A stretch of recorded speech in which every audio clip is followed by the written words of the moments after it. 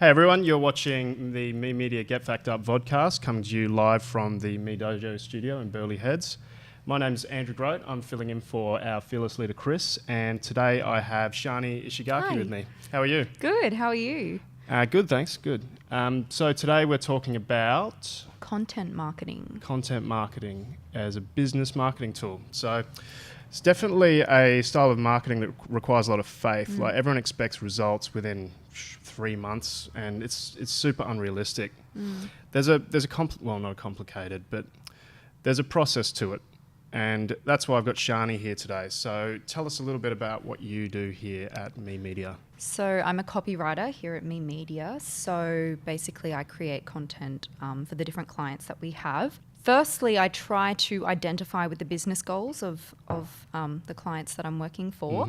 And then I'll sort of carry out some research for that business and on the consumers that we're targeting and really looking at what they're looking for. Yeah, okay. I think that's really important. So why would you do content marketing? What would you tell, say, a business owner to suggest why it's a good idea to do content marketing?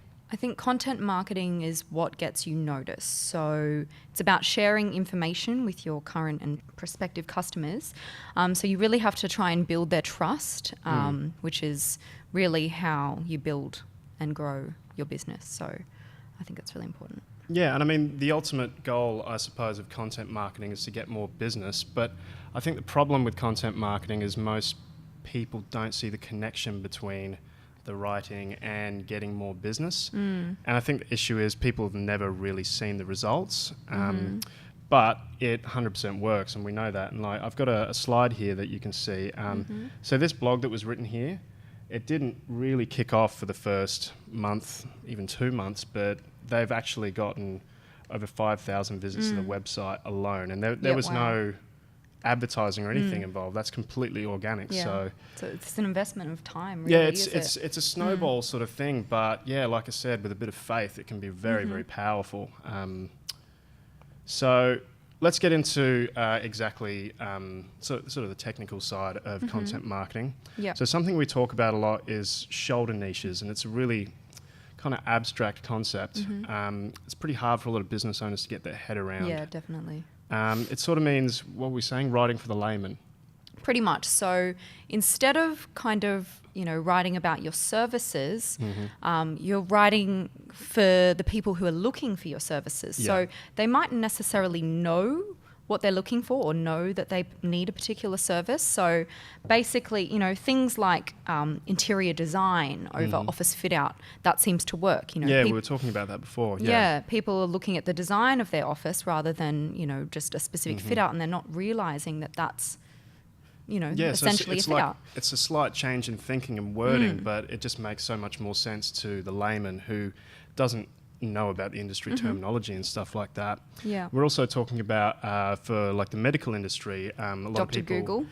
Yeah, a lot of people are doing the Dr. Google thing. So they're not looking at the procedures that you offer, they're looking at symptoms and things like that. And it's the same thing, you have to start there. So like a lot of business owners can only think from like the scope of their own industry, and that can really hurt them when they're trying to get potential customers to their website. Yeah, so you want to create content that's really easy for your consumer to digest. So you don't want to use a lot of, kind of mumbo jumbo sort of lingo that's only understandable by you. Yeah. You want to try and educate your consumers. So you might think, well, look, that's my job. I'm supposed to be providing that service. So, but you really have to take your kind of ego out of that. I was just thinking that actually. So you really have to try and help your customer. So, they're actually looking for this information. They're going to feel like a lot more confident in you as well if you're willing to share that information. So I think that's really important. And obviously it's important to do the research as well and get that right. Yeah, that's right. So if you don't believe it, you just have to do the keyword research, and you can see that there's a lot more volume for the general wording. So you have to sort of go for that and figure out creative ways to tie that in. Yep. So the next thing that we were talking about, and this is a great point that you brought up earlier today, is don't be afraid to give value.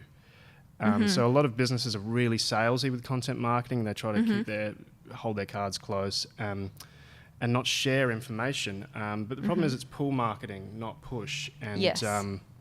You've seen heaps of this problem. Business owners really need to get over that. I think they need to realise that the customer isn't going to go elsewhere because you've provided them with that information. It's actually really helpful, and it helps to build on that trust. And they see you as an expert on the topic, which is really positive, I think. I guess they worry that they're going to make themselves redundant if they just share all their industry secrets. But a good analogy of this is like you go to a motivational seminar and you'll be really motivated while you're there, and then you step out the door and you're like, all right, I'm going to get my life together. But you start to feel less motivated, and then nothing really changes, and eventually you just get someone else to, you buy the DVD or something like that. So it's the same sort of thing. Same kind of concept, yeah. People are still going to want a professional to help them Exactly. out. No one has the time and expertise to be doing it. So yeah, a lot of people, before hiring a professional, they want to know that, they know their stuff. So exactly, it doesn't mean that they're going to basically steal their business and move on. Yeah. Be careful with outsourcing creative work. That's something we talk about a fair bit here. And I'm not saying don't outsource. There's definitely a lot of things that you can really leverage outsourcing with. But when it comes to content creation, it's dangerous. I think so. And I think people need to realise that Google actually punishes people for creating really does, unoriginal content. So, it's pretty typical of people who outsource their content writing to kind of just repurpose content that's already out there, and Google doesn't like that at all. So I think it's really important to stand out from all the pollution that's out there. So I think you really need to produce quality over quantity. Quality over the quantity of content. I think that's really vital. Yeah, absolutely. And what you said about pollution is a good point, because Google's a business, and we went over this in the SEO podcast, but Google's a business and their job's massive. There's like 1 million blog articles, literally 1 million blog articles posted a day, and it needs to find the best 10 and put them on the front page. That's a huge job. So, I mean, if you're not creating something engaging, and like Google knows if something's engaging, then you're part of the trash, really. Yeah, sorry to say, but you need to be as good as the top 10, if not better, to make it through. You need to be offering something unique as well. well. Yeah, exactly.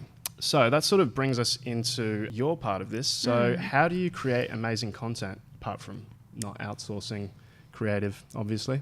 Research. Keyword research is a big thing. So at Me Media, we put together these. Well, Andrew, you're the expert at this. Putting together these amazing we have a sheet here that keyword we made today, cheat actually. sheets, and they're a godsend. So I think that's really important.